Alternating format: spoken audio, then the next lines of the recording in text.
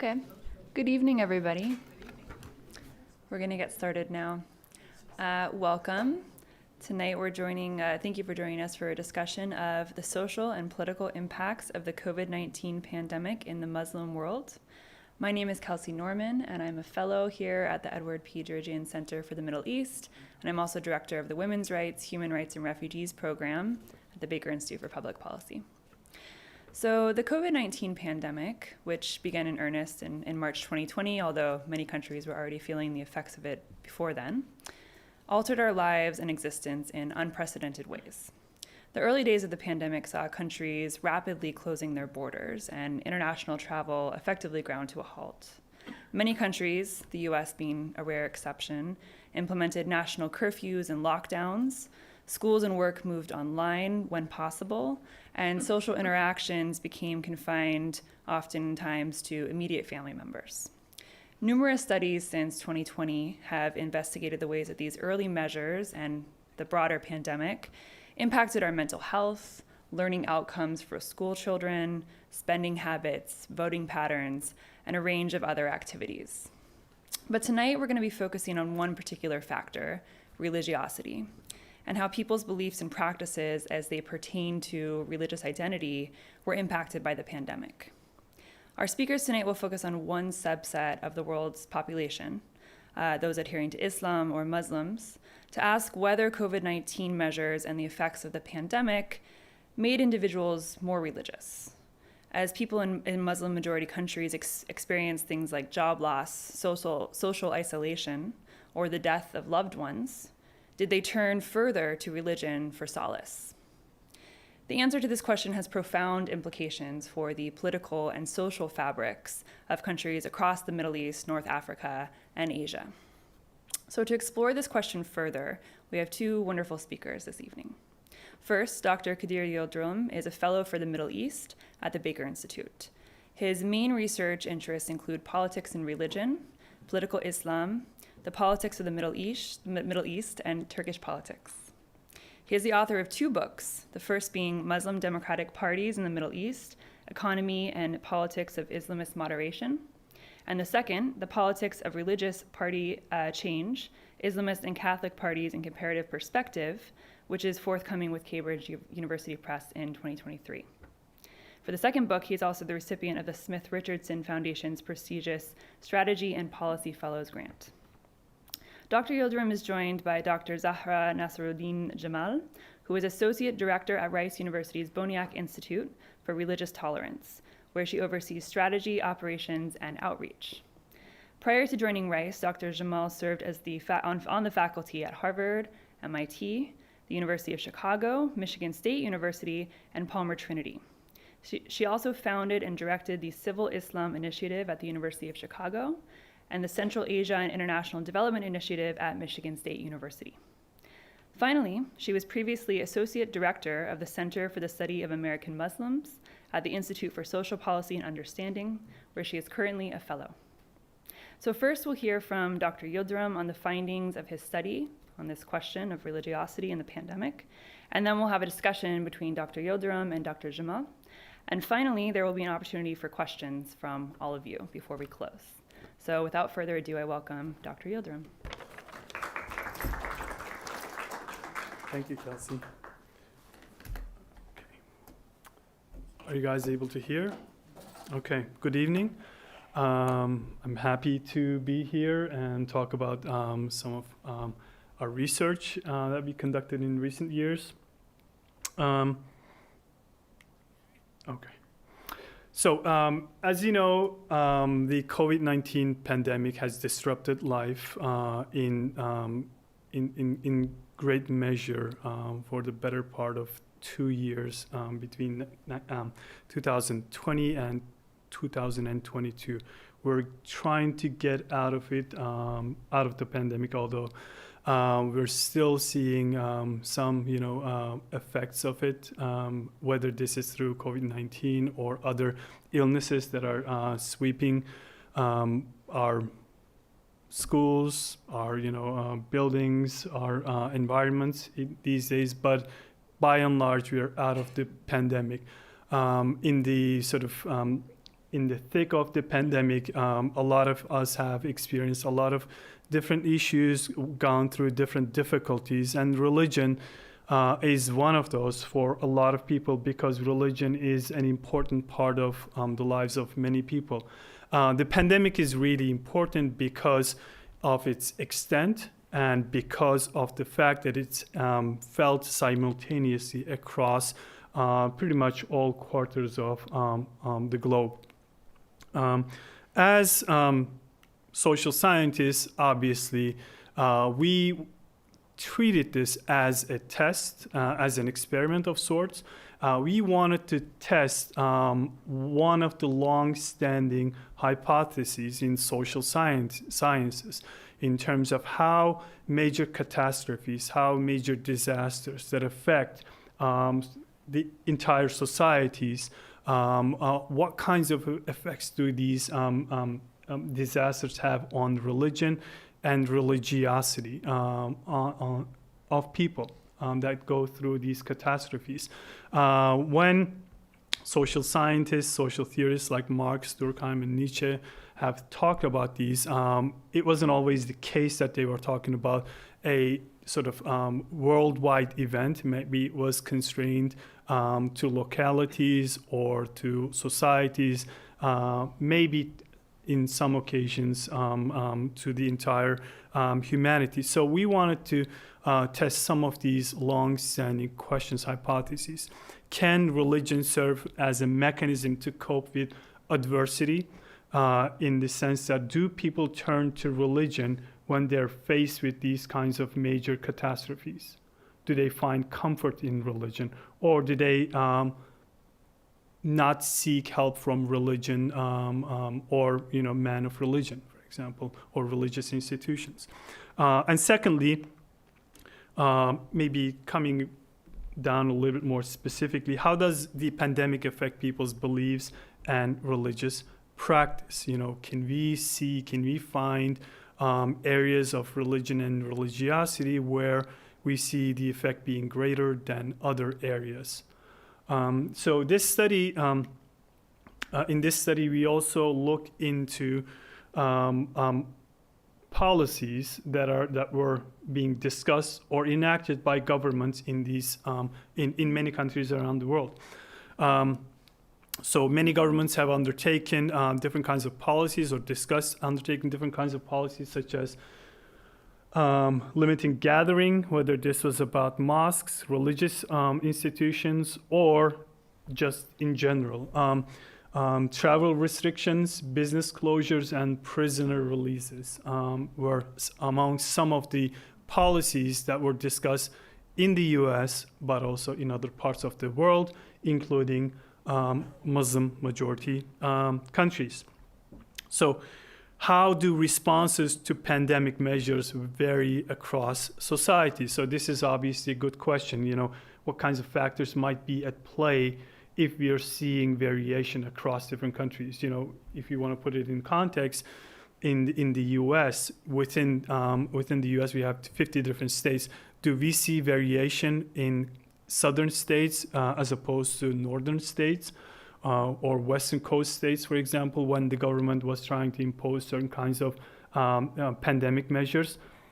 Same idea. When you close or when you pass policies, implement policies to close religious gatherings in churches, for example, or mosques, or other kinds of temples, do we see variation among believers in different states in the South, such as Alabama or Texas, or in the North, in New England? If we see variation in how people respond to this, so that's a good data point.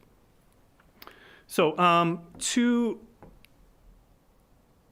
examine these questions, to test these hypotheses, we undertook a study along with Tariq Masood of Harvard University and Peter Mandeville of George Mason University. We decided that we wanted to study this as scholars who focus on Muslim majority societies and study religion and politics in Muslim majority countries. we wanted to undertake a study of the Muslim world and how the Muslim world responded to the pandemic, especially in reference to religion and religiosity. We got funding from the Luz Foundation and decided that we're going to do this. Late 2020, early 2021, we conducted an online public opinion survey with the help of YouGov survey company. We used their panels.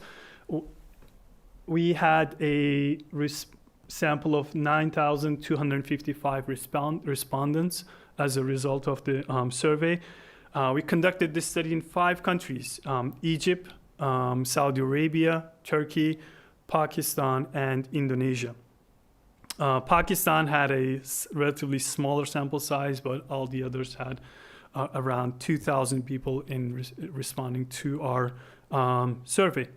The survey makeup, the sample is 50% male, 50% female, 45% single, 55% married, almost 60% employed, 41% is unemployed. And in terms of age distribution, 30% up to 24 years, 20% 25 to 29 years old, 17% 30 to 34 years old, and the rest is 33% above 35 years old. So our sample is not representative of the underlying population. It is relatively more educated, more urban. And if you look at the age distribution here, it's probably slightly younger than the overall population. Unemployment-wise, sorry.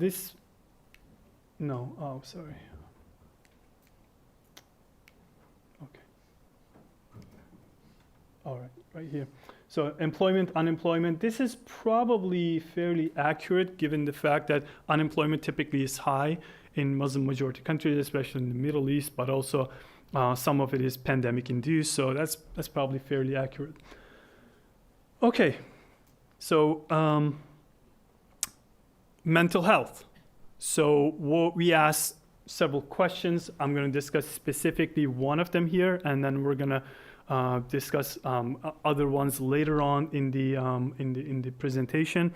So we asked them, over the last 7 days, how often have you been bothered by feeling nervous, anxious, or on edge? So remember, we conducted this in the middle of the pandemic. So this is like the second wave of sorts of the pandemic. So the options, no, did I move? No, okay, sorry. So the options are not at all, several days, more than half the days, and nearly every day. So in order here. So if the person, so the x-axis is loss of employment income since March 13, 2000, which is the start of the pandemic, more or less, or expected loss in next 4 weeks. So as you can see, the rate of response indicating that they're feeling nervous, anxious, or on edge is increasing gradually here as people are either experience or expecting to experience employment income loss.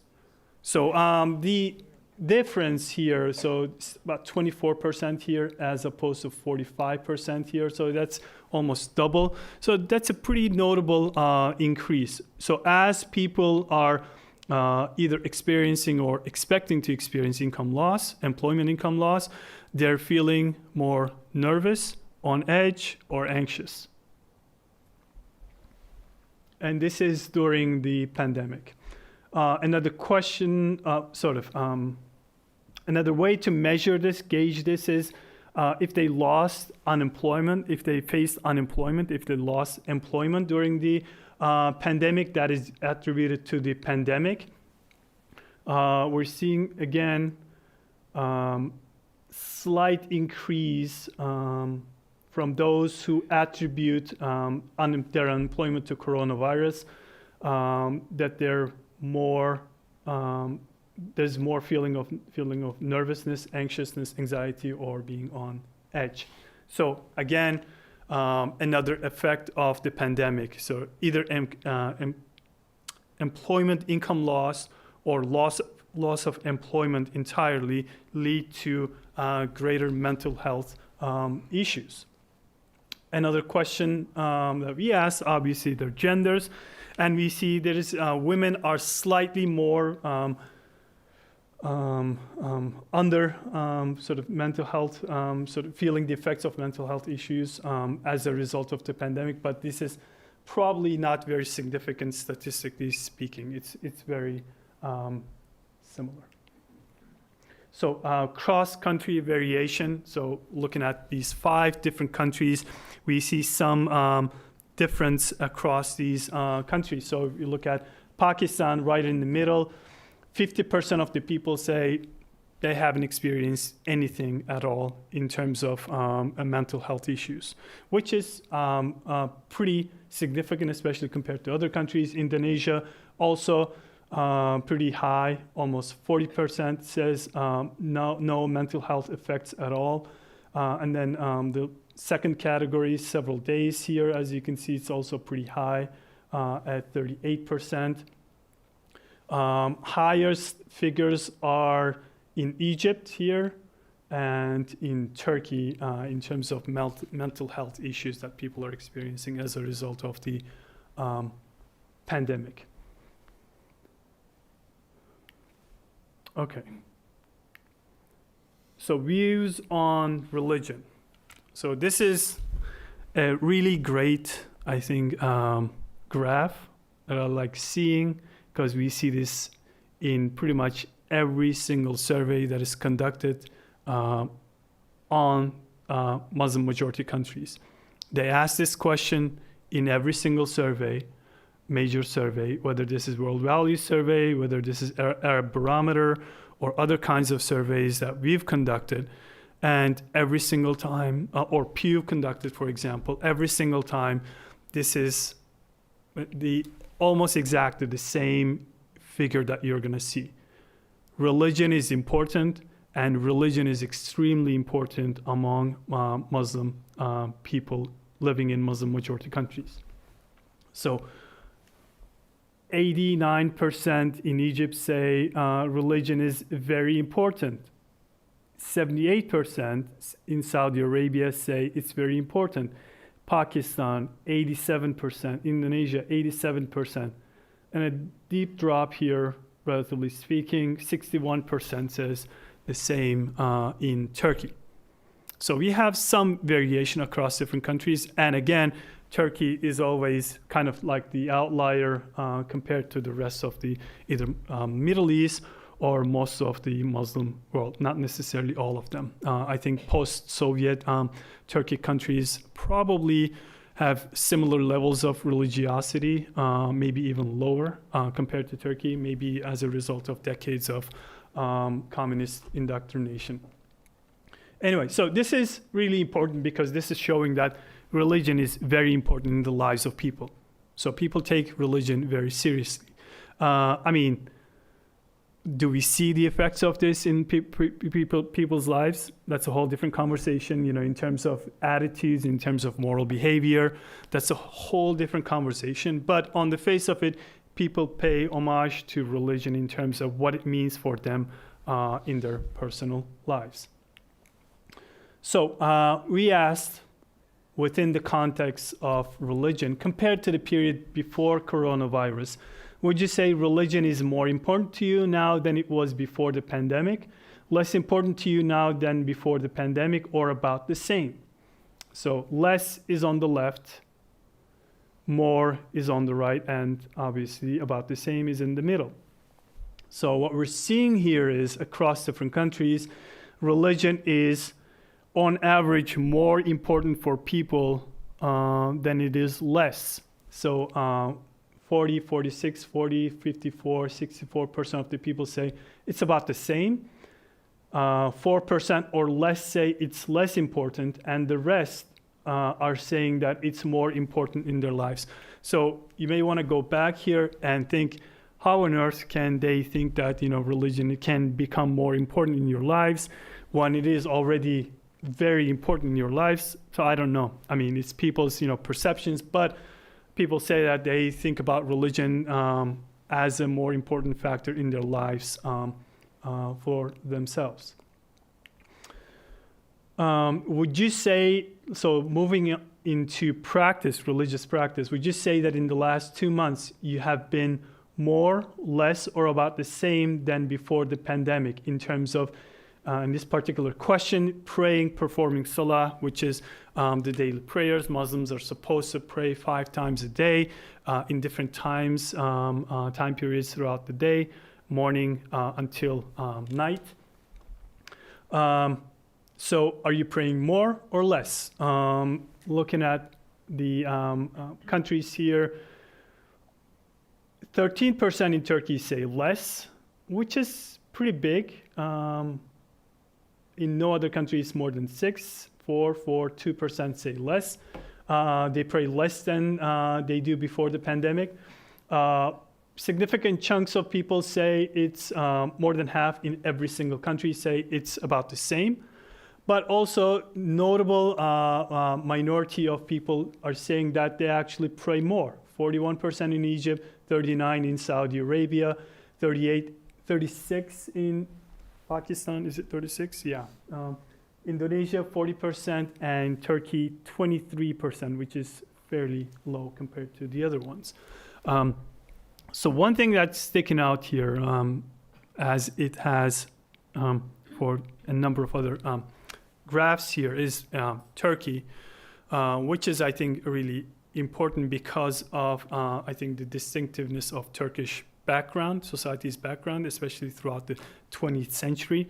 With the independence in 1923, there have been a lot of secular reforms that were implemented throughout several decades, starting 1923, pretty much until mid-1950s.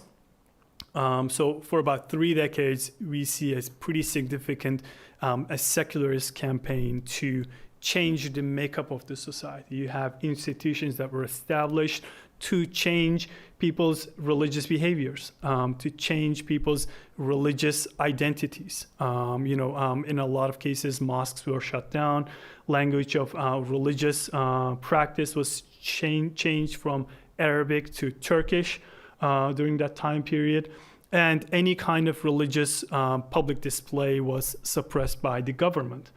So if you were to wear religious garb, you faced execution by the government. And I'm not kidding. People were executed when they had, some people had religious hats on their heads. The government wanted to make a lesson out of them to other people.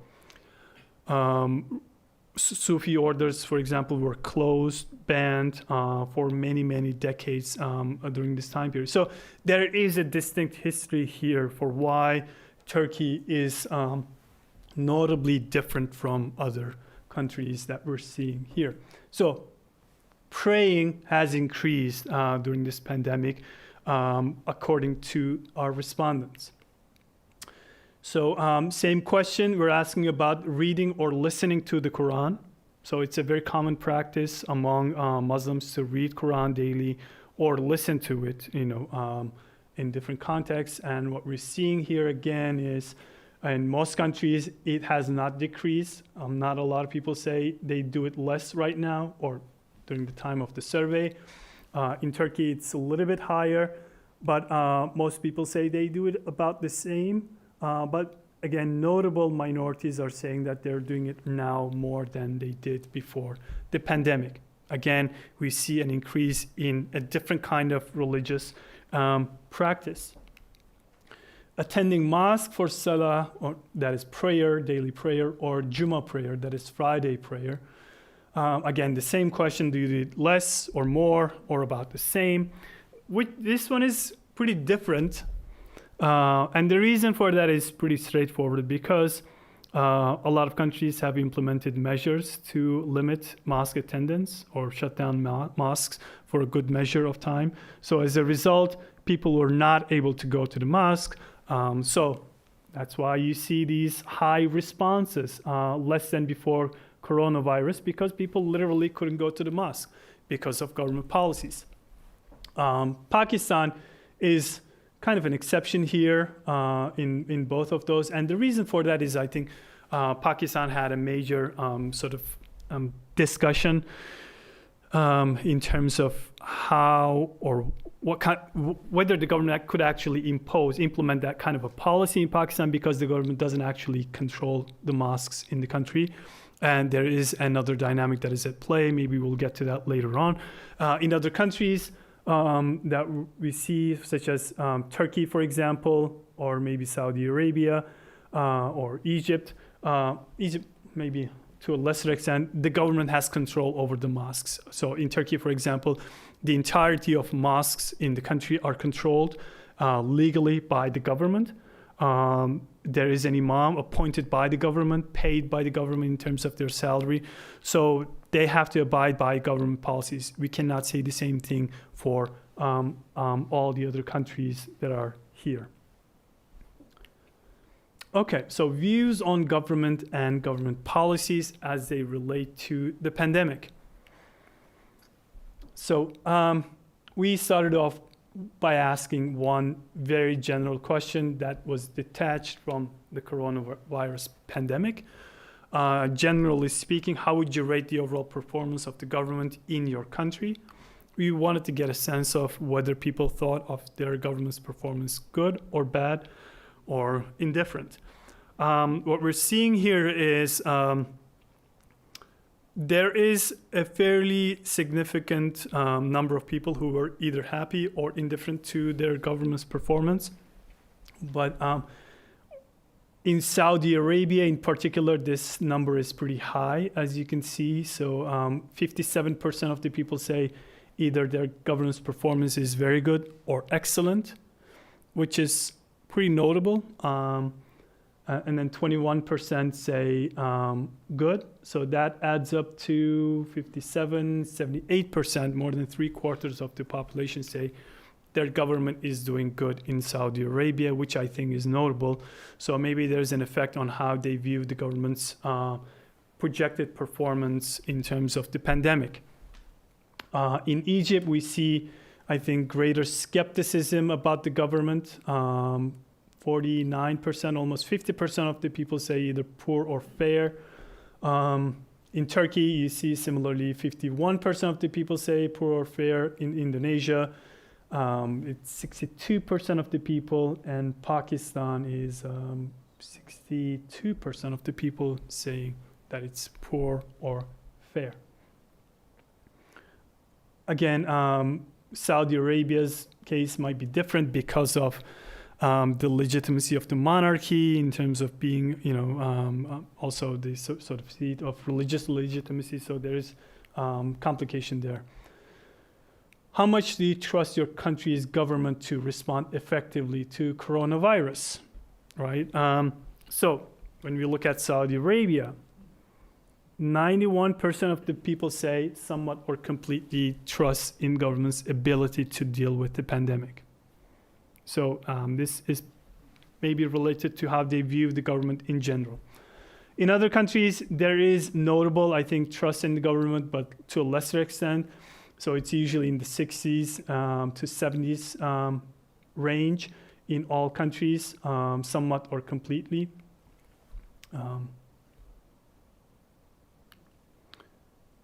How much do you trust your country's government to give you accurate information about the coronavirus?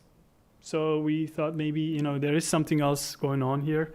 Maybe people don't trust their government to give them accurate information because of whatever reason, because that's going to be reflected on the government's performance. People, if they give misinformation, this is kind of an interesting question because I'll tell you something. So in Turkey, during the pandemic, when the government was giving daily briefings about coronavirus pandemics, effects, toll on people, So every day they would have the case numbers and they would have the total number of people dying from coronavirus. So for days, we saw the ratio of people dying to people having the virus staying the same. I can't remember the exact percentage. I think it might have been 0.12 or something for days on end. Like that ratio stayed the same. In fact, it was one of my colleagues here, Abdullah Aydoğan, who's no longer here, but he was looking at the numbers and he said, there's something wrong about these numbers. You know, they stay the same. It's impossible for the ratio to stay the same every single day. Because it was, you know, the government wanted to convey a certain kind of picture to the public that they were dealing with it. It wasn't going bad. It wasn't going worse. You know, it was just going along. And I think, you know, one other sort of suspicion we had on this particular question was the excess death that was not reported, that was attributed to other factors during the pandemic, whether this was officially done so or whether this was, inadvertently done so. So that was another issue. People, especially this would probably relate to people's views on the government, whether they trust the government in the first place or they appreciate the government's performance or they view it negatively. That would have an effect on how they might have viewed this particular question and respond accordingly. But we don't see a lot of mistrust in the government just yet. Maybe perhaps this is the before the end of the first year of the pandemic, so people still have high hopes of the government at this point in time. So moving on to specific policies, pandemic policies that the governments were implementing, would just support the following policies to combat coronavirus: close your country's borders, including preventing air travel to from your country. So we see some variation here across different countries. Indonesia and Pakistan and to some degree Saudi Arabia are largely in favor of this. Indonesia, Turkey, and Saudi Arabia. Pakistan and Egypt have lower rates of support, but in general, we see still strong levels of support across all countries for this particular policy. The percentage of people saying they strongly oppose or somewhat oppose is 11% in Turkey, 4% in Indonesia, 18% Pakistan, 10% in Saudi Arabia, and 16% in Egypt. So these percentages are probably comparable or maybe slightly better than what we had in this country. We just support the following policies to combat coronavirus: close all non-essential businesses and order all citizens to stay home. So here again, we have a significant variation, especially once again, in respect to Turkey here, where 61% of the people say they strongly support closing all non-essential businesses. And when you add somewhat support, that goes up to 83% of the people supporting this policy. In other countries, it's a majority of the people supporting, but not to the same level. 65%, 66%, 60%, and 47%. So that's not quite majority in Indonesia, but pretty close. So this is a little bit tiny, and I'm going to do my best to give you a rundown of what's happening here. Is this working? Okay. Yeah. So top left, instead of avoiding the mosque, so something we wanted to gauge, I think, was how we couch different kinds of measures might be affecting people's perceptions and response to different kinds of policies, right? So in the top two, we gave them two entirely hypothetical statements and couched them in really very deep religious language and see how people responded to that. Instead of avoiding the mosque for fear of coronavirus, we should be gathering there to ask Allah, God, for strength and forgiveness. And we have the opposite of that on the other side. So here we see fairly significant number of people actually supporting this particular statement. In Egypt, it's 51% either agree or agree strongly or somewhat with this particular statement. In Saudi Arabia, sorry, I can't see the number. I think it's 46% in total.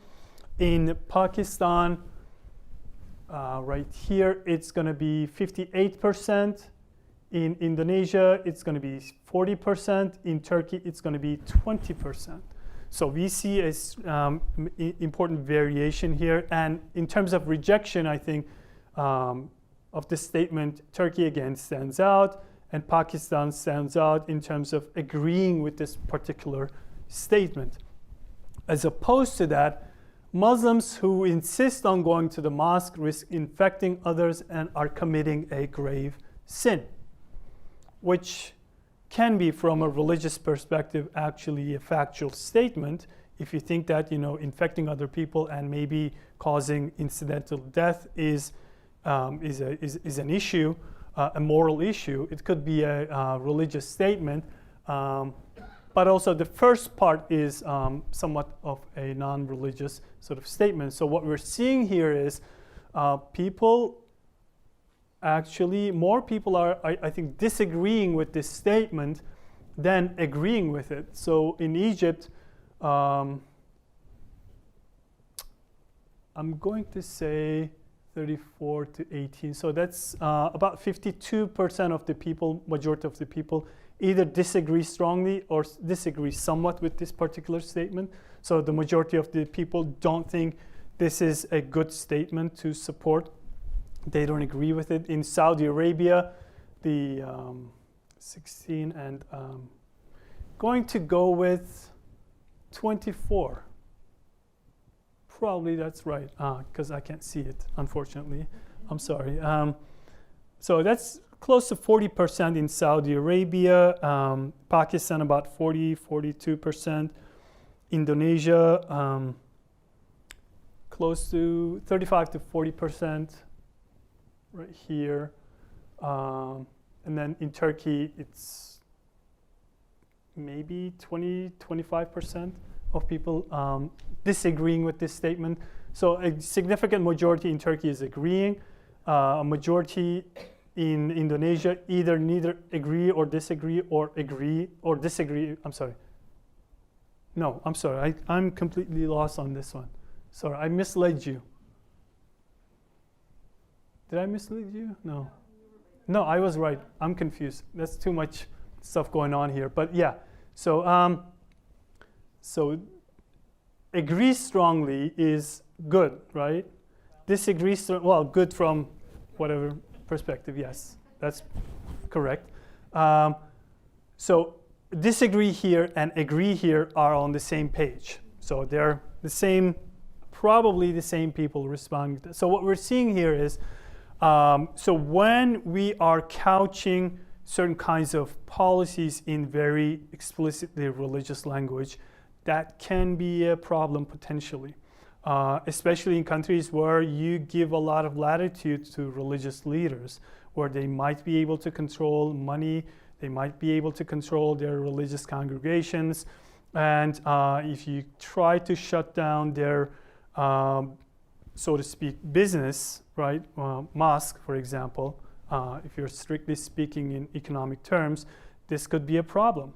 And people might actually come out against those health pandemic-related policies and undermine government policies, which could save lives, incidentally.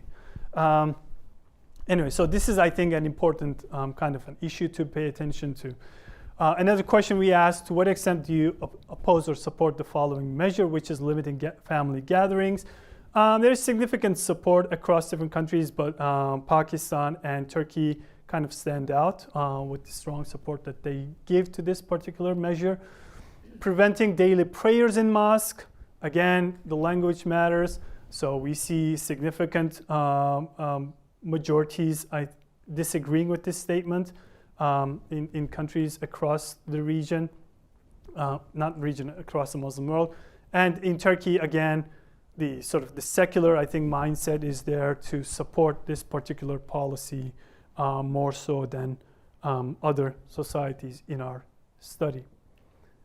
So we're, in this last part, we're going to try to bring all of these together and try to make sense a little bit better. So that was a lot of information. Might feel a little bit disconnected from each other, but I think this last section is going to help us understand better. So we asked 4 different questions on mental health. I showed you only one at the beginning. So the questions are here. Over the last 7 days, how often have you been bothered by the following problems? Feeling nervous, anxious, or on edge. This is the one I showed you. 2, not being able to stop or control worrying. 3, having little interest or pleasure in doing things. 4, feeling down, depressed, or hopeless. So what we're seeing here is, and we put them all together and created, tried to show it neat and nice in this one. We don't differentiate between different countries. This is for the entire sample in the study.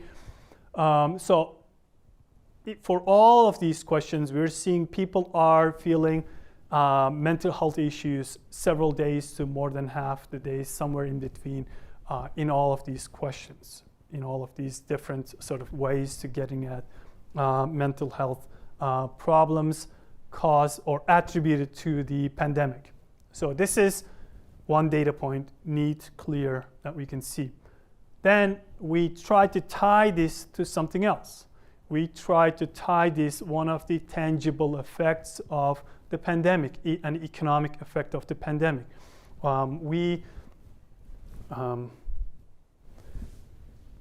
Loss of employment since March 13, 2020, or expected loss in the next 4 weeks. So none, actual or expected, actual and expected.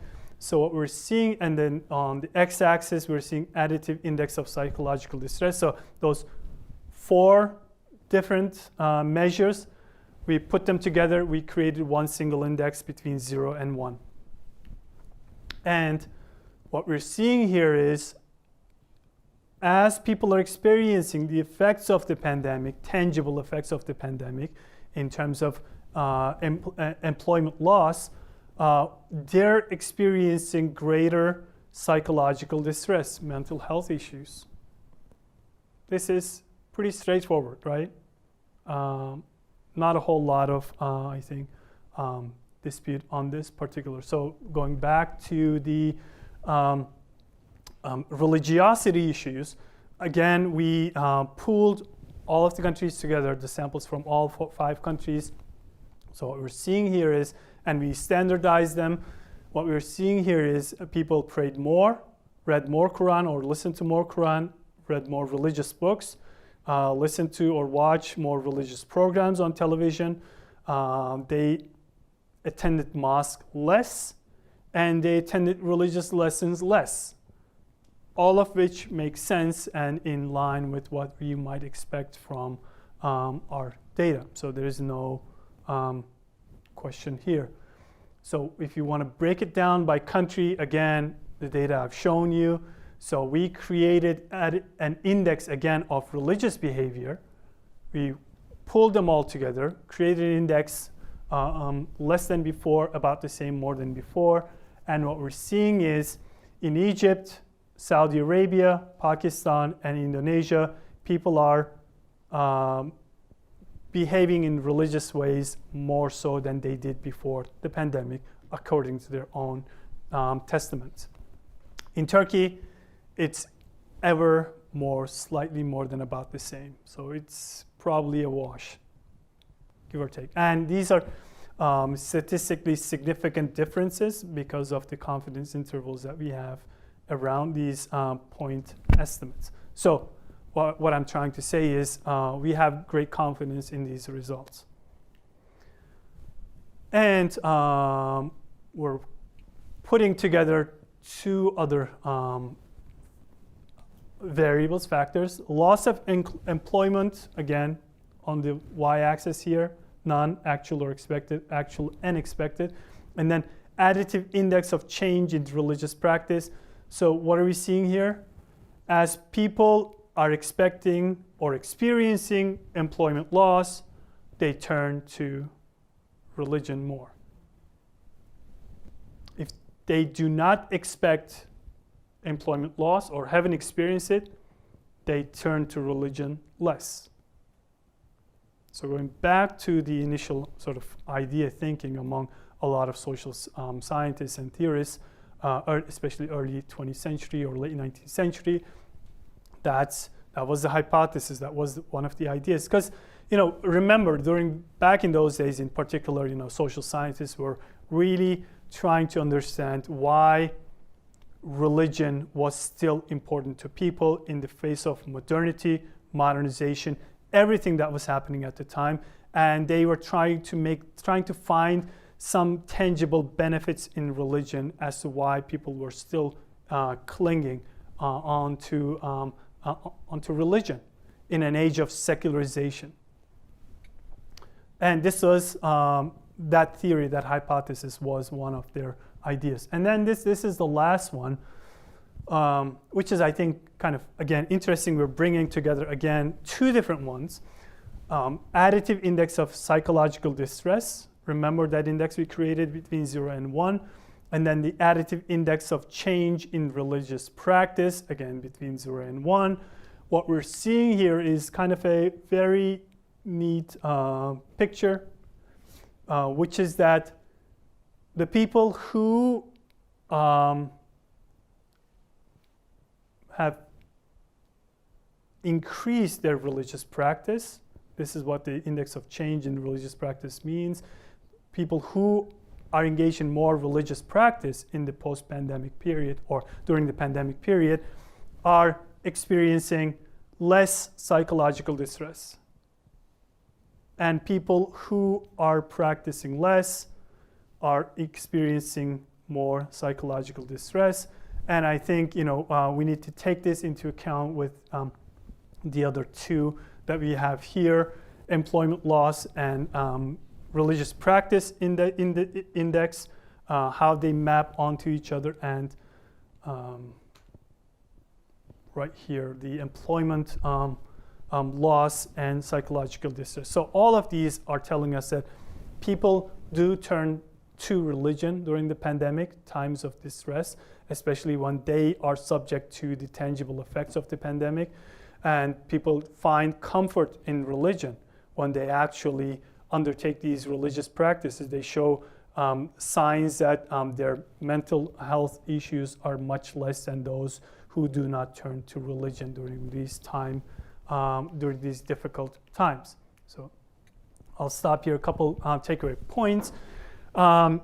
Religion and religiosity change in the face of real-world events, whether this is pandemic or other kinds of developments. We tend to think of religion and religious practice as static across different time periods, across different people's lives, or in societies in general. But religion changes, religious practice changes, and they can change in very short order.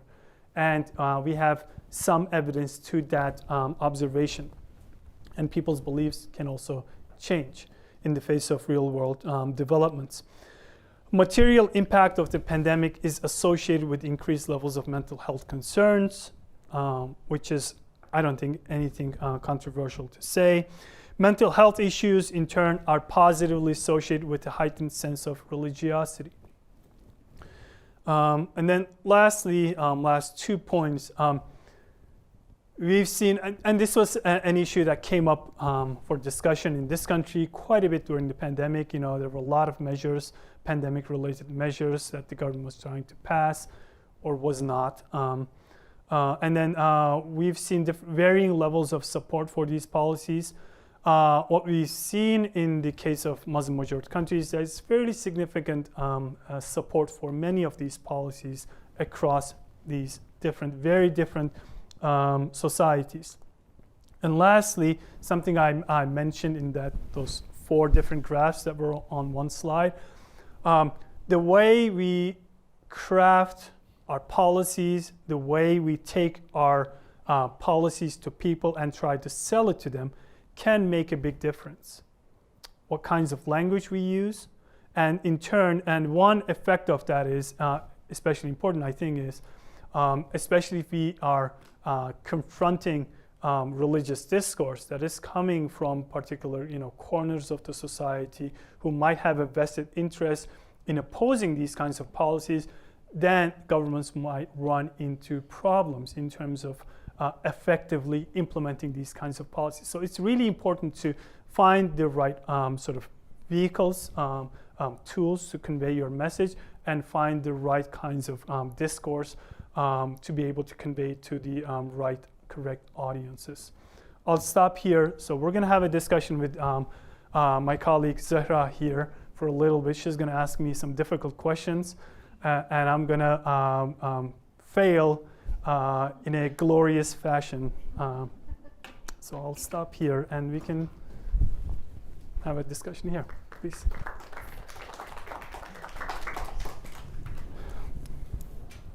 So thank you, Kadir, for a really fascinating presentation and I think just a rich set of data. We don't always get insight as to what are the ground happenings across the Muslim world, especially during major moments like this, like the pandemic. So really appreciate the research that you and Tariq and Peter have done. It's tremendous. Thank you. I wanted to ask first a little bit about the relationship between science and religion, which is a hotly debated set of relationships, especially during the pandemic. We've seen so many anti-vaxxers among religious groups and so forth. And at first blush in Muslim communities, we might think about how in Muslim tradition there is a high regard for the use of the intellect, the quest for knowledge, or even thinking about science as a facet of faith. The Quran itself says to save a life is to save all of humankind. But the data actually reveals some differences on the ground. For example, 80% of Turks say that religion is important to them, but 60% favor closing mosques and canceling communal prayer. On the other hand, when we look at Egypt and Pakistan, over 90% say that religion is important in their daily lives, but nearly 60% say that mosques should stay open so that the community can pray for divine forgiveness.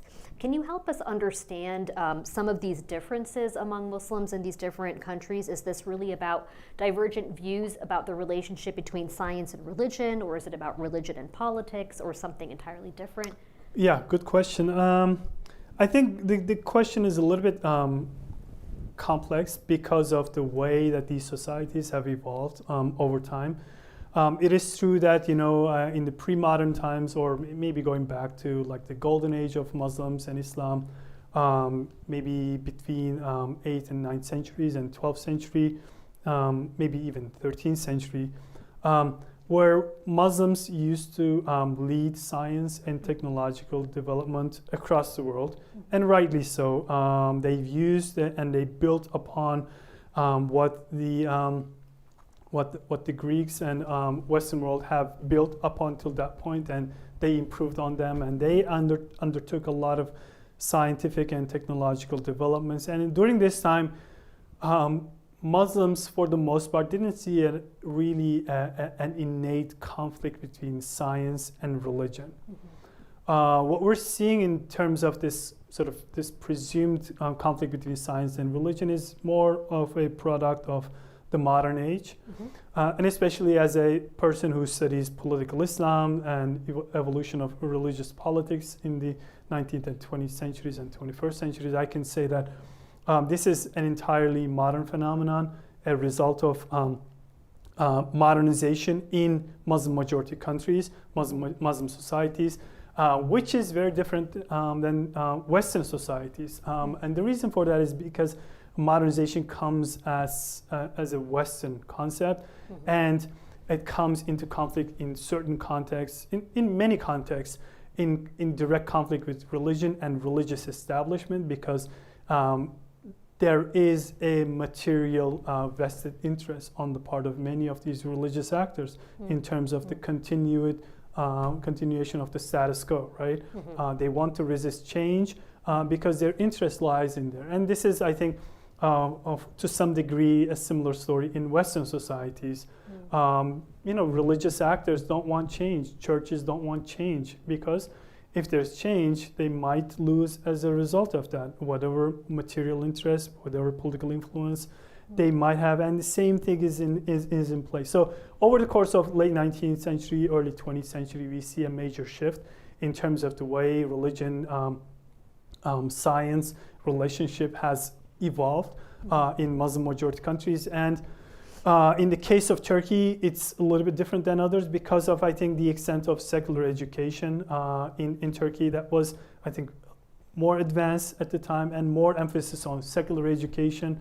Religion was strictly out. Religion was not being taught at all. Public expression of religion was suppressed. Other countries in our study, we don't really see that. Indonesia, Pakistan, right. Egypt, Saudi Arabia, we don't really see that. In some countries, actually, religion is an integral part of the political space, public space, and continues to do so in the post-independence period in the modern age. So as a result of that, I think there is a variation in terms of how people view religion and science relationship. And I think that's partly a result of that. A second issue that I want to mention is I think something I mentioned earlier in terms of how religious space might be controlled by the governments in some of these countries. In Turkey, legal religious space is entirely controlled by the government. All the mosques are controlled by the government. There is a Directorate of Religious Affairs that oversees all the formal legal religious activity. As opposed to Pakistan, for example, where you have literally no government oversight, no government control. Every mosque is essentially run by an imam who is paid by that mosque, the funds that are raised by that particular mosque. So as a result of that, you have a vested interest on the part of these religious actors from preventing any kinds of policies that would lead to a decrease in their livelihood, right? In a way. Yes. I mean, they probably care about religion, but at the same time, it's their livelihood. They need to bring bread to home, people in the house. So maybe that's why they oppose to those kinds of things. Not so much maybe necessarily because of their opposition to science. Right. But because that's what their self-interests dictate. Right. So there's, I think, that material interest element to the equation. Yeah, it's interesting to think about how religion gets instrumentalized in different ways by religious authority figures versus political authority figures, right, depending on the context. Absolutely. I mean, I think anyone and everyone can instrumentalize religion, to borrow from Ratatouille, the animated movie. Anyone can cook. So anyone can use religion to their advantage, whether this is secular politicians, whether this is Islamists or Christian fundamentalist politicians, or just religious actors in general. Yeah, absolutely. What's interesting to me about what you were just saying about the state control of religion or lack thereof is that we see state control of religion both in Saudi Arabia and in Turkey. But in Saudi Arabia, you're seeing that people are very happy with their government, but in Turkey, they feel quite open to critique the government. So how do you account for that difference? I think it has to do with the nature or character of the government that is in power. In Turkey, the approach to government's policies or government's religious policies used to be very different before the AKP government was in power, before right, current President Erdogan was in power. Right. So especially if you look at the religious sector of the society, the conservatives, people used to lash out against the Directorate of Religious Affairs because they thought that it was encroaching on their religious freedoms and religious practices, that the government was trying to control their religious behavior and beliefs. But now that the AKP is in power, Erdogan is in power, and they are controlling the Diyanet, the Directorate of Religious Affairs. Now they're the ones calling the shots in terms of how the Diyanet is laying out the route, the lay of the land in terms of religious practice and beliefs. now all of a sudden it's a whole different game. Those conservatives who are criticizing the director of religious affairs now are fully in support of the director of religious affairs. They're fully in support of going to the mosques and listening to the Jummah, Friday prayers and sermons. So it's all about perspective, right? Who controls the government and how far it aligns with your personal sort of political and religious views. Sure. I'd like to turn now to mental health. It was very striking to see the numbers signaling psychological distress, not so much because of the effects of the pandemic, but more because mental health is often stigmatized in the Muslim world and in these communities. So I was struck that people were actually openly talking about these issues, and I think that's a good thing. What was interesting to me, though, is in your framing of the ways in which religion is a coping mechanism in times of difficulty and tragedy. The analysis that you gave is drawing on these Western thinkers like Durkheim and Marx and Nietzsche. And I'm just curious, why not draw on Muslim thinkers, either of the past, like you mentioned the Muslim Golden Age. There was Ibn Sina, Ibn Hazm, Arazi, Al-Ghazali, and others who talked about these issues, expounded on them, and in fact also developed psychotherapy. And the first psychiatric ward in the world was actually in a Muslim hospital in Baghdad in 705. And so there's so much that we can draw upon there, and I'm sure among social scientists, researchers as well. Could you reflect a little bit on that choice? Absolutely. Great question. So my answer may not satisfy what you have in mind, but I'm going to delve into it anyways. Yes, we didn't draw on Muslim thinkers, contemporary or historically, and the reason for that is I think our focus was strictly on more sort of contemporary social scientists. We wanted to approach this from a more scientific perspective and see what people have said. We wanted to engage them. Sure. Our goal was not to sort of assess Islam's or Muslims' sort of approach to this issue more broadly construed, whether they think that this is whether religion actually provides comfort to people during times of distress. To answer your question, yes, actually I think there is a significant literature on that, whether that's contemporary or in a historical fashion. People have talked about this issue, and there's actually a story in the Quran, which also probably maybe is in the Bible too. Prophet Job, for example, is afflicted with an illness for an extended period of time, and this story, the moral of the story is like you have to turn to God and not something else. And he shows patience and perseverance in his turning to God, and eventually God addresses his sort of physical illness, right? So there are Yunus. What's he called in English? Ayub. No, not Ayub. The one. Jonah? I think so. Okay. Who falls into sea and then whale. Apparently whale in Arabic or in Turkish it actually is a dolphin, which seems kind of impossible that can eat a human. But anyway, so a whale, he falls into the sort of stomach of a whale, eaten by a whale, and then he turns to God, which is kind of a time of significant distress, right? So there are these kinds of stories in Islamic Muslim literature, and I think the lessons are there. I don't think there's any doubt about that, but we wanted to sort of, I think also wanted to see people's actual behaviors, not so much their thinking about this particular issue. So those are two different issues. So if you ask them, what do you do when there's a calamity, right?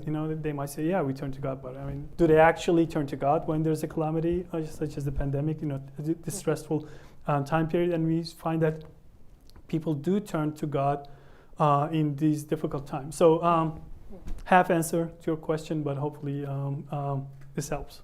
No, it does. Thank you very much. It's interesting to me because in a way it almost resonates with the critique that you mentioned in the Muslim world, saying that modernism is part of the West and therefore we reject it. And I wonder if they would reject the use of Western thinkers in the analysis as opposed to they might someone from their actually, own tradition. I don't know. It's a good kind of an I'd be experiment. curious. You can give them the same statement and say, one is from a Western thinker and the other is from a Muslim scholar of 13th century, and see how they respond to it. Yeah. I think the framing matters, right? Yeah, I think you would see a major difference. Actually, we had a study before this one in which we did exactly that. We gave them statements, not about science or anything like that, but some politically relevant issues, and we change the attribution of that statement to different individuals. Some of them were politicians, some of them were extremists. We said leader of ISIS, for example, terror group. In other cases, just some moderate Islamist figure, for example, Islamist politician. And we've observed differences in how people responded to those, like day and night. It was really instructive, I think. People's responses change significantly to those kinds of questions. Framing matters, and absolutely, yeah. Yeah, very interesting. Going along with this sense that science may be sort of connected to Western modernism in some way, it's interesting to me that in Pakistan, for example, you saw a partnership form between the government of Pakistan and Aga Khan University, which is a hospital and medical school and nursing school there, to be able to address the needs of the poor, really, all across the country in the most remote areas in terms of pandemic education, access to care, support, research, etc. And then similarly, you see in Saudi Arabia that there is a great collaboration with various Western countries in interfaith context through the UN. So you're seeing sort of a collaboration between sort of Western infused science and medicine, or relationships between Muslim and Western governments. And I'm wondering, what is the response on the ground, or what do you anticipate would be the response on the ground among the citizenries? And is this, sort of a trend that we can look towards to the future in sort of navigating future shocks like climate change or other kinds of challenges that will hit the global South, including the Muslim world, much harder than here in the West? I think it's a sort of good way to look at it. I'm going to have to confess, I'm not an expert on some of these countries, so I don't know what's happening on the ground. My expertise is a little bit different in terms of country expertise, but I think it's a good avenue to look at. We're witnessing some of those, I think, in this very country, whether this is about the pandemic or other kinds of initiatives that people are concerned about. We've seen some of those issues in response to some racism, anti-Semitism issues that were, in the forefront of people's minds a few years back. And we've seen people coming from different faith backgrounds together and, taking action against them. And not only in terms of protesting, in terms of displaying their dissatisfaction, but actually, I think, establishing institutions to be able to, or coalitions to be able to at least address these issues to some degree, or affect what was happening on the ground, to rising levels of some forms of hate in this country, or some forms of actual harm, people who are suffering as a result of those. So I think it's important to something to look for in the future. But it's also important to recognize that there is a counterbalancing, I think, force that goes in the other direction. As I think social media is becoming more and more common, commonly used, is becoming a pillar of our existence in this world.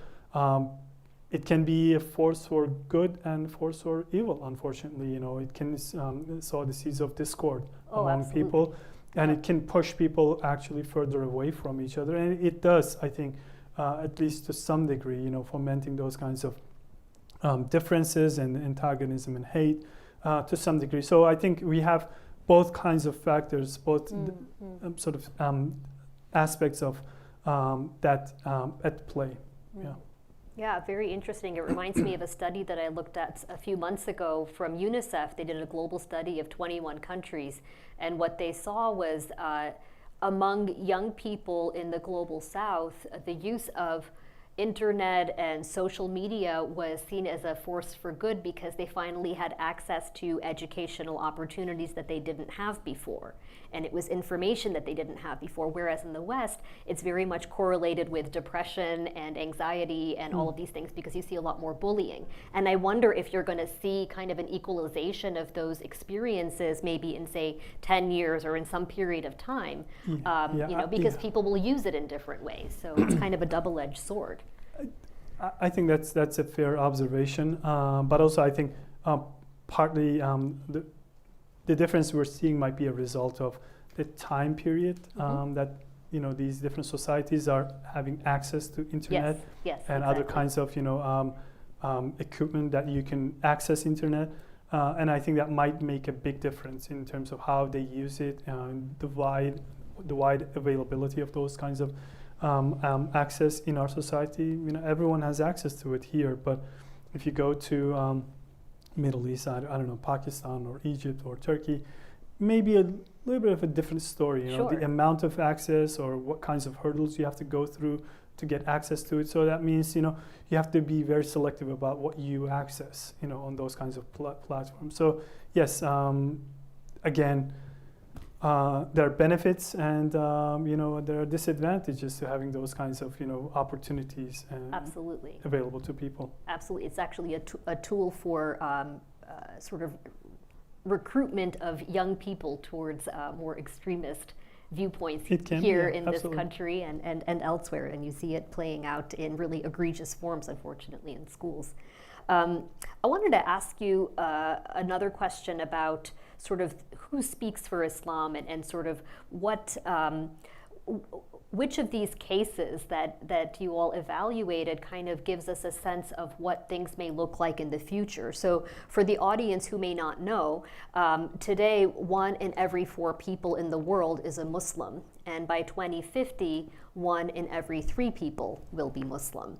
And I'm wondering, are there any cases that we should be paying special attention to that may have an outsized influence in how Islam develops going forward? It's a great question. Who speaks for Islam?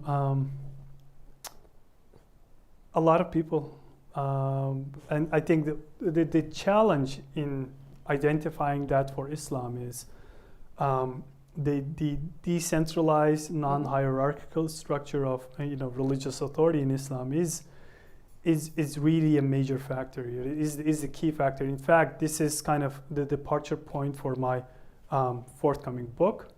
And the difference I identify in the way that Catholic political parties in Western Europe and Islamist parties in the Middle East have diverged in terms of how they became different kinds of political parties. One case fairly in peace or a force of secularization and democratization in their own societies, in the case of Catholic parties. In the case of Islamist parties, by and large, an obstacle to democratization and secularization in their own countries. And for one, I think, because of one major dynamic, which is the nature of religious authority. In one case, they had to fight the existing major religious authority to gain independence from it, which is the Catholic Church, the Vatican, because the Vatican didn't want to share its religious authority with them. In the case of Islam, Muslim majority societies, there is no such authority. Anyone can claim religious authority as long as people buy into it. And that gave them leverage to be able to sustain that kind of dual language, both political and religious, and there is no urgent push for them to change who they were, what they were. They used it as a tool for recruitment, mobilization, and it worked. It provided them with a unique advantage in facing facing their opponents, whether this was the regime in place or other political parties. It really provides them a unique advantage. So it is very important. That's what I'm trying to get to. Religious authority is a major issue. It's not stagnant. It changes over time. For many centuries, it was the religious scholars that had the ultimate religious authority because they were the ones who were literate, who had access to the Quran and the sayings of the Prophet, the literature. So they were speaking, in some ways, on behalf of religion, on behalf of, so to speak, God, right? They were interpreters of that language. Right. But in the modern times, this is not the case. With the rise in education literacy rates, with the rise in religious literature that people can have access to, right? And anyone can write, it doesn't have to be religious scholars per se, Right. Most of the religious politicians that we see today, I'd say more than 90% don't have religious education. More than 90% have engineering degrees, political science degree maybe, law degree, whatever degree that they can get in Right. college, and then delve into religious politics. And this is a reality, and they are recognized by our own study as more important religious authorities than proper religious scholars. Fascinating. So in that sense, I think it's a very complicated question.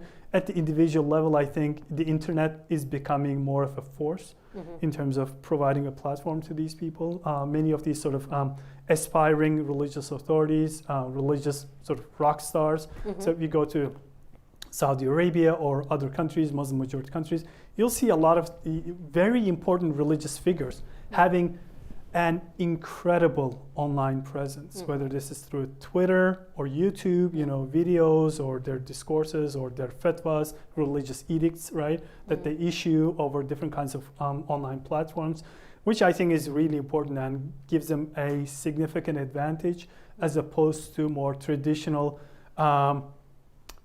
sort of sources of religious authority, whether this is state religious authorities or well-established, institutions. So I think that's something to look for at the individual level. Maybe if you're looking into more country level, I think Saudi Arabia is probably very important, I'd say. The access to immense wealth, oil wealth, in the past 3-4 decades has given them significant leverage in terms of affecting religious discourse, religious language, religious practice in different parts of the world, not only in Saudi Arabia, Right. but also outside of it, with their ability to establish these kinds of centers of religious education, mosques, and fund them pretty generously, has created an audience for that kind of a discourse, which is fairly fundamentalist in orientation. Another actor I'll think say that we need to pay attention to is probably Turkey and Turkey's significant Islamist politicians. They have aspirations. They are not shy about those aspirations. They express them, and they're succeeding to some degree in terms of these aspirations. In our study again, Erdogan, for example, among religious and religious/political actors, was arguably one of the most popular ones across the Muslim world. We did this study in 12 countries, which is pretty significant. I mean, he has the political, I think, achievements he accumulated over the course of his first decade in power to show for it. And the fact that he's a conservative, engages in public displays of religiosity, I think has bought him a lot of credibility and reputation. And the fact that he's speaking out against the West, I think against the US, against Europe, standing up, not just speaking up, but standing up, at least on the face of it. I mean, he'll collaborate with them, he'll work with them, cooperate with them, with no problem whatsoever. But publicly, he will stand up. Yeah, he will pose as if he's fighting the West and the U.S. and Europe, Western Europe in particular. So that buys him a lot of, I think, credibility among a lot of Muslims. And that's another direction I think to look into. One more thing, which is entirely speculative, but Please. I don't know if you agree with that. It has nothing to do with the sort of broader Muslim world, but has to do with the Muslim world, Muslim population in the U.S., I think. This is not based on any kind of scientific evidence. This is purely speculation. But I think if the Muslim world has any kind of, reformation, so to speak, looking ahead, trying to find some level of grounding in the future, going into the next couple of decades or into the next century, I think it might come from the West, either the European or American Muslims, who are in general better educated than the rest of the Muslim world, who, when we look at their political views, social views, they're much more in peace with what's happening in their societies, that is Western European countries or the United States. They're part of it. They're socioeconomically well integrated in most cases.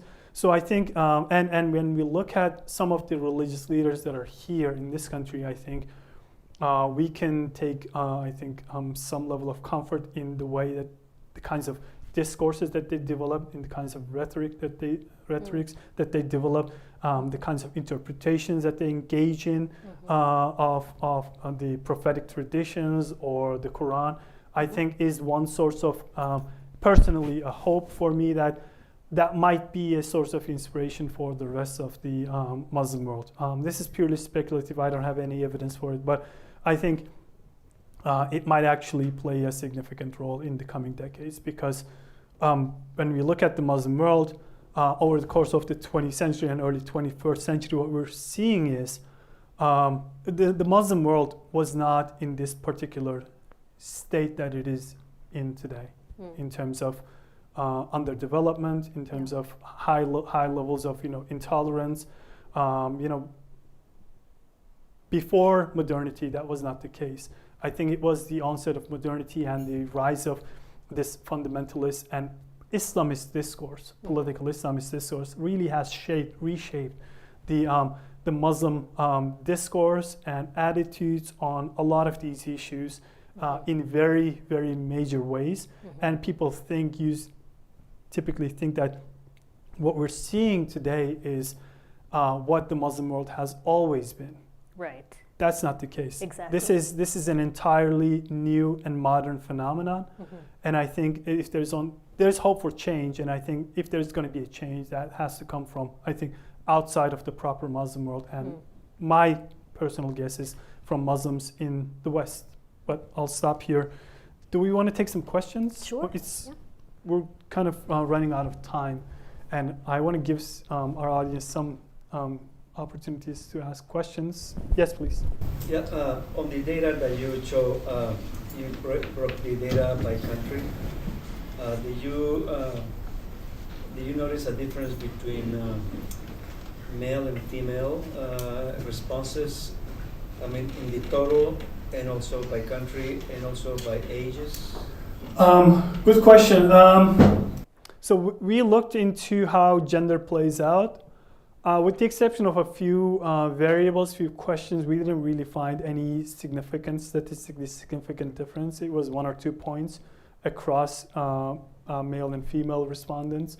And that was not large enough for us to make anything out of it. We didn't break it down by country, unfortunately, or age. But for the most part, gender is a non-factor, I think. One thing that we found was the mental health question. That might be an effect of the stigma associated with mental health, and males might be less willing to come forth, and not necessarily an effect of women suffering more from the pandemic. Sure. So it may be a result of the stigma. It could also be the division of labor in the household. It could be, yes. On absolutely. top of some of the other challenges. Absolutely. Yeah.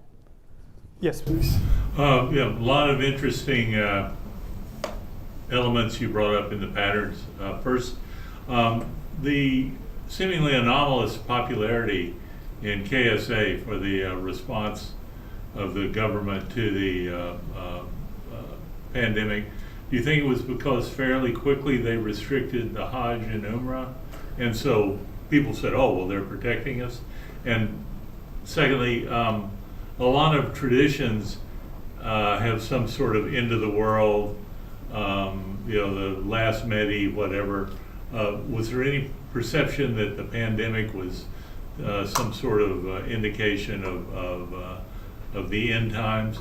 And did your data allow any differences in response or perception between those who followed Sunnism and those who were Shias? Or you may not have had to just cover any of those that. Thank you. In Saudi Arabia, first question. I think it's in general it's an authoritarian country, very authoritarian in many ways. But it's a little bit different from other authoritarian countries in the sense that a significant chunk of the population actually has bought into the legitimacy of the monarchy, and I think that's also true to some degree in many other monarchies in the region. So the monarchy it has its own legitimacy, independent of government's performance. Government performs or not, performs poorly. Oftentimes, those criticisms of policy failure are not going to go into the monarchy or those who are associated with the monarchy, but to lower level government officials. So that's why I think people don't either want to attribute it to the monarchy. That's why we see high levels of trust in the government's ability to take care of that, or they're really sincere in terms of their belief that that's the case. And the part of the story I think is in the Saudi case, we see a long, many generations of indoctrinations in terms of the legitimacy of the monarchy, especially with religious sources. So with Wahhabi, sort of alliance, and I think that plays greatly into that's different from other kinds of monarchies in the region. That plays greatly into the legitimacy of the Saudi government and people's faith, trust in the ability of the government to handle the pandemic or most other, policy challenges. The second question, end of time. I have not seen a whole lot of literature on that in the Muslim world, so I'm not too familiar. Maybe you've seen some of the pandemic related. We really need David Cook here because this is what he studies, apocalyptic literature. But I would suspect that you would have some. But nothing major as far as I could tell. No major sort of lines, nothing that gained traction. And then Sunni Shiite question, that's something Zahra asked me earlier. Our study is in Sunni majority countries. We have Shiite populations, but they're very small, so we don't have a meaningful distinction between Sunni and Shia, unfortunately. Yes, ma'am. I may have missed it at the very beginning, but I didn't hear you talk about what the mechanism was for the survey. How did it happen? How did you reach people? And then as a result of that, do you think there were any biases in the outcomes? Great question. We conducted this survey online. We used YouGov survey company. So YouGov survey company, I don't know if you're familiar, they have their own panels in each country. I'm not too sure about the size of their panels, but it's a fairly significant, tens of thousands of people across the region, across the Muslim world. Across the Muslim world is probably hundreds of thousands of people. The way they operate is, they incentivize people's participation in their surveys. They don't force anyone, so they invite people to participate to different kinds of questions. They have screening questions at the beginning based on the parameters that the researchers set. And if they sort of meet those criteria, they're sent an invite, and people either choose or not choose to participate in the survey. And we've tried to weed out some of the responses we thought were not sincere because they responded to some of the questions in the exact same way throughout. So we were able to control for some of that, which is not a large number. And YouGov does, I think, a decent decent job in terms of controlling those kinds of issues and factors. But bias is going to be there because it's an online survey. It's not a representative survey of the underlying population in each of these countries. So that's out there. That's something I've discussed at the beginning. That's something we can't control. And I think given the pandemic circumstances, maybe this was the best that we could do at the height of the pandemic because we couldn't go out and ask these questions. One other thing I think is these survey companies are really careful in terms of the kinds of questions they ask because they have to get permission from the government to be able to ask these questions. And in the case of Saudi Arabia, we had to change some of the questions. I don't think any of the questions that were here, but some of the questions we asked about individual names, the government were phrased differently. The government question at the beginning, that was probably phrased slightly differently for Saudi Arabia than other countries because the government would not allow them to ask that question in Saudi Arabia. So there is going to be bias, but as far as we could tell, some of the questions match with representative surveys in other contexts, such as World Value Survey, Arab Barometer. So we have some faith in our results, but I'm sure there's some bias. Yeah, absolutely. Yes.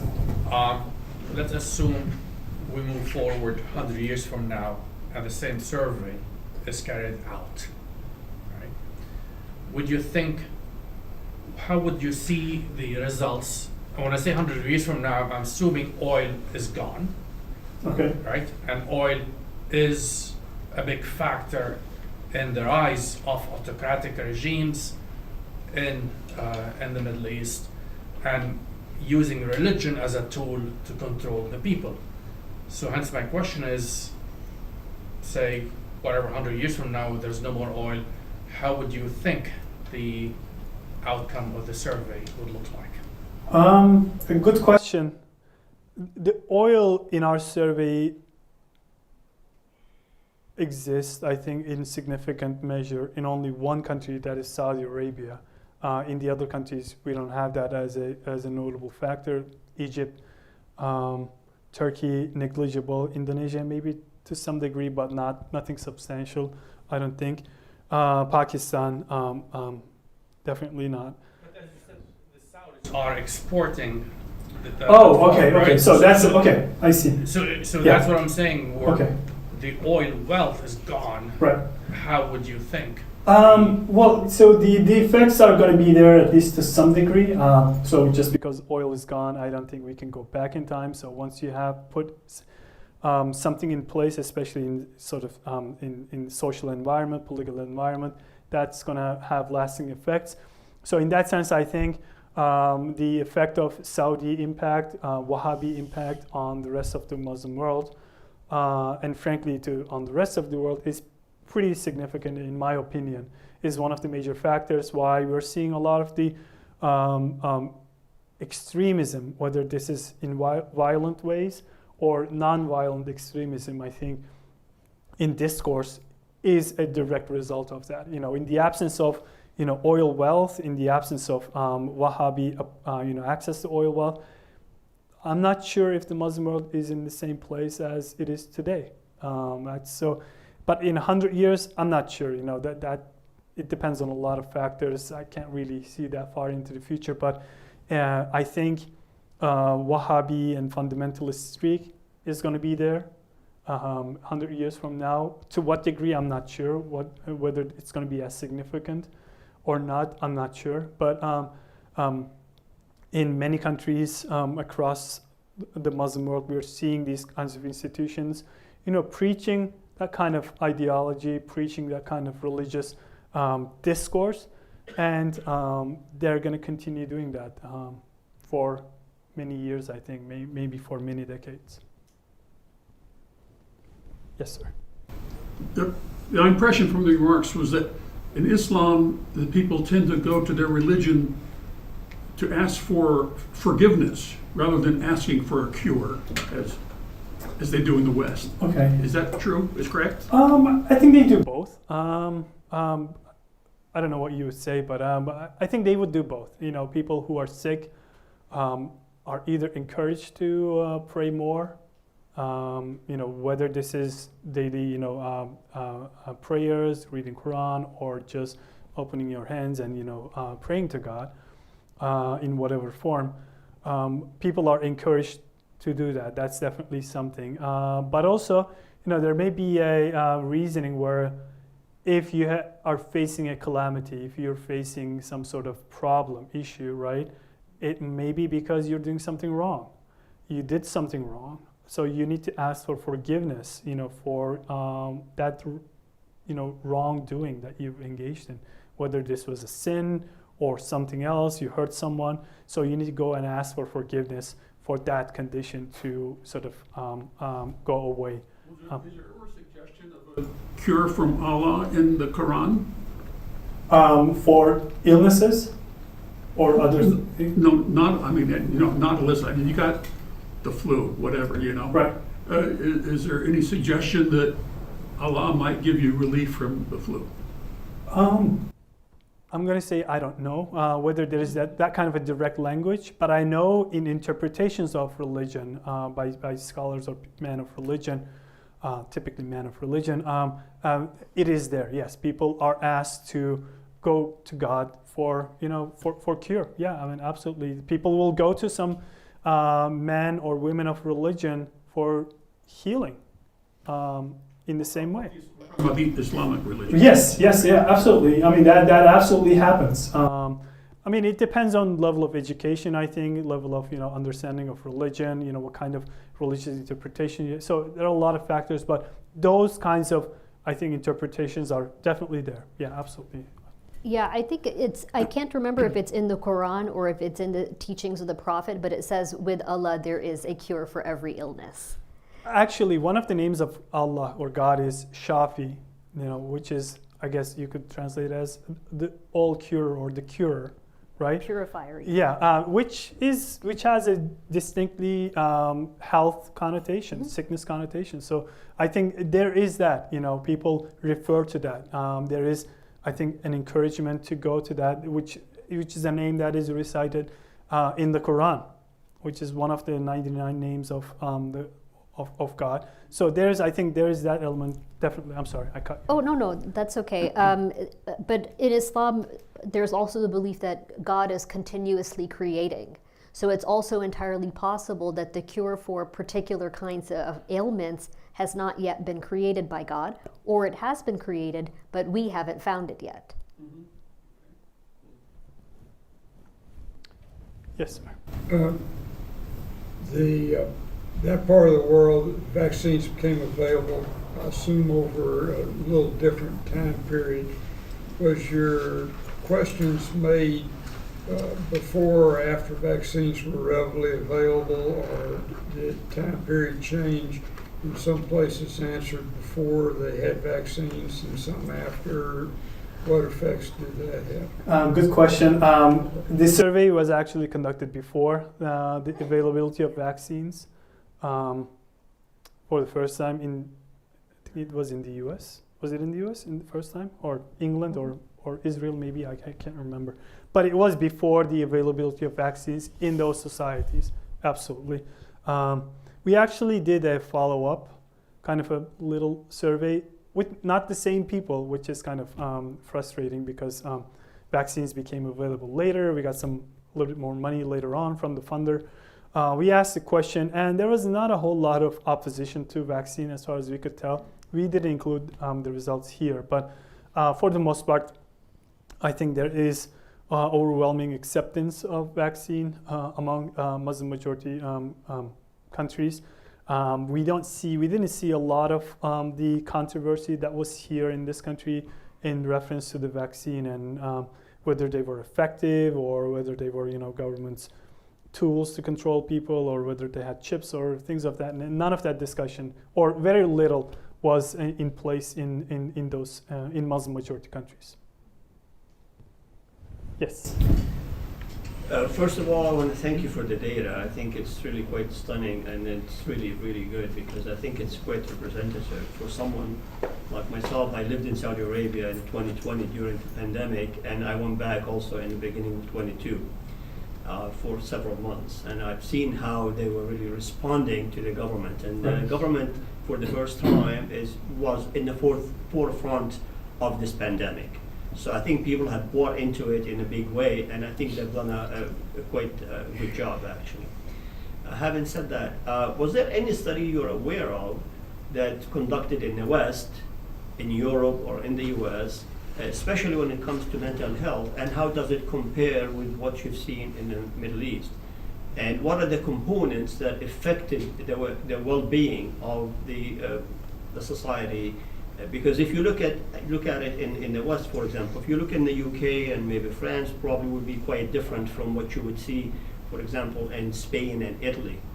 And one of the kind of the cradle that helped these countries is different. Right. Which is probably similar to the Middle East in some ways because of the family support, etc. And how does that data kind of vary, especially with the mental health and the well-being of the society and the long-term impact that you've seen? So I don't have a good recollection of the studies that came out on non-Muslim context. I've seen some studies on Germany, I've seen some studies on Italy and the US. And from what I could tell, the pandemic had an effect. Obviously my focus was significantly on religion and religiosity. What I've seen was that people have turned to religion in those societies as well. People turned to religion, and the discussion obviously was on how religion provided some sort of comfort and relief from the stressful episode people were going through. I don't have, unfortunately, the details of those studies, but I think what we are finding here is not out of the ordinary. It was along the same lines of what people have found in other contexts, especially with reference to the pandemic-related studies. And our goal was actually to sort of, in some ways, to study these similar studies in the Muslim context, so to see that religion's effect actually is very similar in different contexts, irrespective of the religion, whatever religion that is. And I think someone probably has to do a meta study of those to bring all of those together and provide the evidence. But as far as I can remember, I think our study is in line with the findings in those studies, and religion is an important factor in providing mental relief for people during these difficult times. I don't know if you want to add to.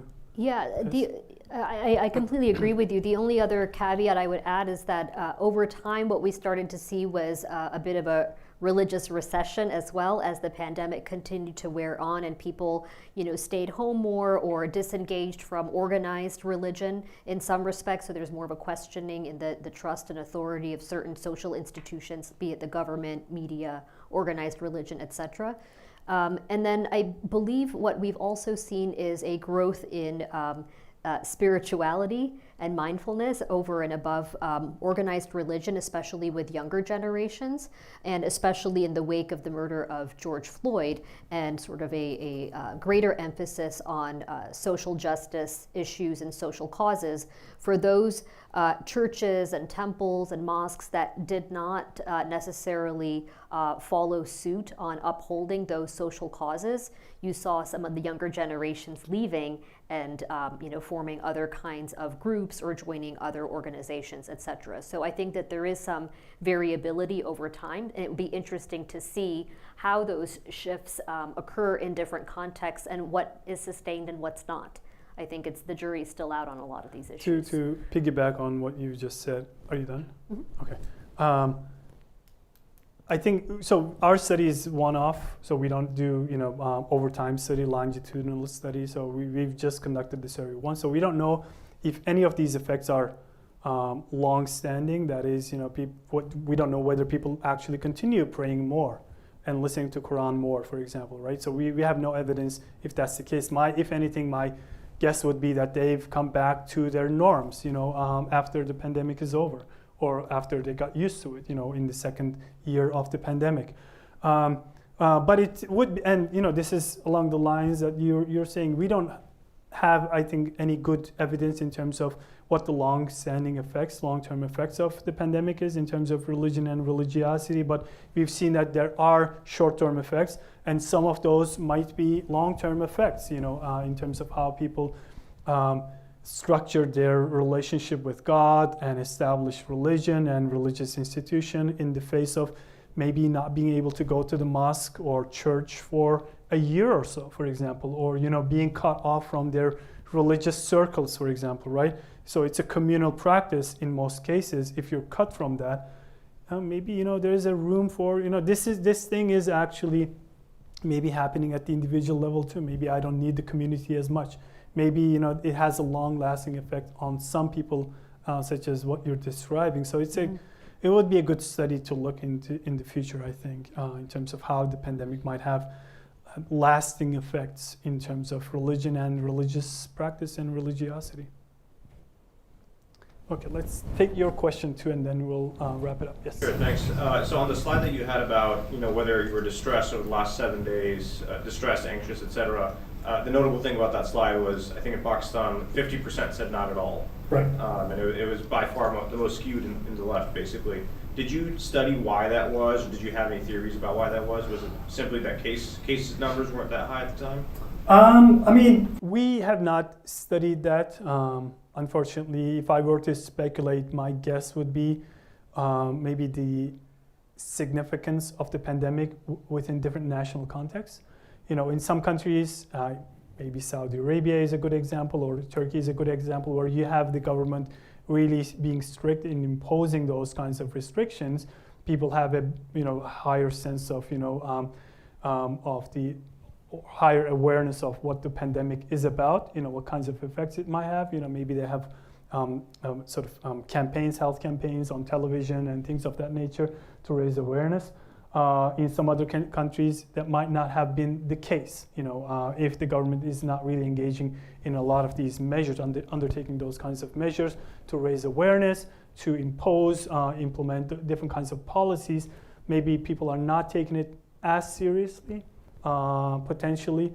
Access to different kinds of media is also, I think, could be another factor, whether this is print media, television, or other kinds of, outlets. So these are all speculative. I'm not sure. I'm not an expert on Pakistan, but if I were to pinpoint to anything, I think that would be one reason why that might be the case. Government, because the way we've selected those 5 countries was based on different levels of government strength, and I think Pakistan would probably be on the lower end of that in terms of being able to implement, undertake policies and implement those policies in every corner of the country. So, and other countries probably rank higher, much higher than Pakistan on that spectrum. So that could be one reason why people's, not exactly awareness, but attention to the pandemic or severity of the pandemic was not as high in other contexts, possibly. Thank you very much. Thank you for coming. I hope this was informative in some ways. And thank you for Zahra for excellent questions and being discussants for this event today. I really appreciate it. And thank you all for your great questions. Thanks for doing the research. Thank you.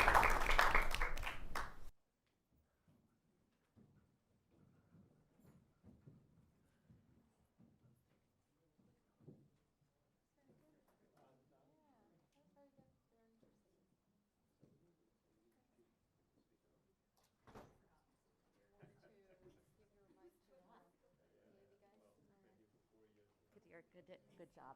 Yeah.